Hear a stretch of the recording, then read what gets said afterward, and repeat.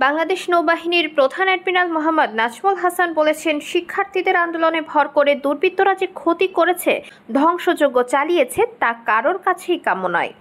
সমুদ্রবন্দর সচল রাখতে যে কোনো ধ্বংসাত্মক তৎপরতা ঠেকাতে নৌবাহিনী প্রস্তুত আছে। বৃহস্পতিবার মোংলা বন্দর কর্তৃপক্ষের জেটিতে সাংবাদিকদের তিনি এসব কথা বলেন। নৌবাহিনী প্রধান বলেন, দেশের স্বার্থবিরোধী ও অপতৎপরতা রোধে বাংলাদেশ নৌবাহিনী, সেনাবাহিনী, বিজিবি, কোস্টগার্ড, পুলিশ ও অন্যান্য বাহিনীর সদস্যদের সঙ্গে কাঁধে কাঁধ মিলিয়ে নিরাপত্তা রক্ষার কাজ করে চলছে। পদ্মা সেতু চালুর পর দক্ষিণাঞ্চলের অর্থনৈতিক কর্মকাণ্ডের গতি বেড়েছে উল্লেখ করে তিনি বলেন, মোংলা বন্দর অত্যন্ত গুরুত্বপূর্ণ। মোংলা বন্দর ও সংলগ্ন ইপিজেড, এলপিজি জোন, পাওয়ার গ্রিডের মতো গুরুত্বপূর্ণ এসব স্থাপনার নিরাপত্তায় নৌবাহিনী কাজ করে যাচ্ছে।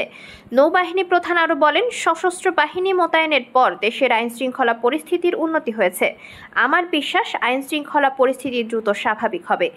সাধারণ শিক্ষার্থীদের আন্দোলনে কিছু দুষ্কৃতকারী প্রবেশ করে ধ্বংসলীলা চালিয়েছে। এটা কোনো দেশপ্রেমিক নাগরিকের কাজ হতে পারে না। এ ধরনের নাশকতামূলক কর্মকাণ্ড যাতে ভবিষ্যতে না হয়, সেজন্য নিজ অবস্থান থেকে আরও বেশি সতর্ক থাকতে হবে।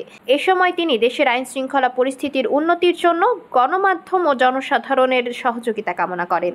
নৌবাহিনী প্রধান বলেন, একটি দেশের উন্নয়ন ও অগ্রগতির জন্য দায়িত্বশীল মিডিয়ার কোনো বিকল্প নেই।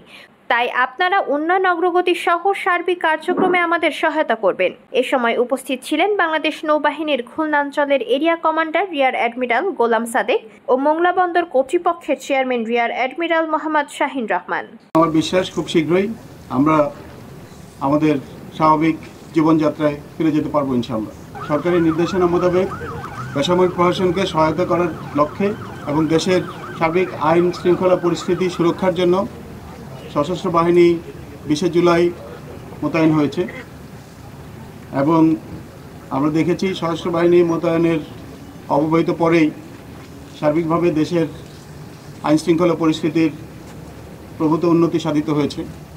আমাদের সকলের গর্বের পদ্মা সেতু চালু হওয়ার পর দেশের দক্ষিণাঞ্চলে অর্থনৈতিক কর্মকাণ্ডের একটা বিশাল কর্মচাঞ্চল্য সৃষ্টি হয়েছে এবং এই কর্মতৎপরতাকে ধরে রাখার জন্য, গতিশীল রাখার জন্য মোংলা বন্দর অত্যন্ত গুরুত্বপূর্ণ।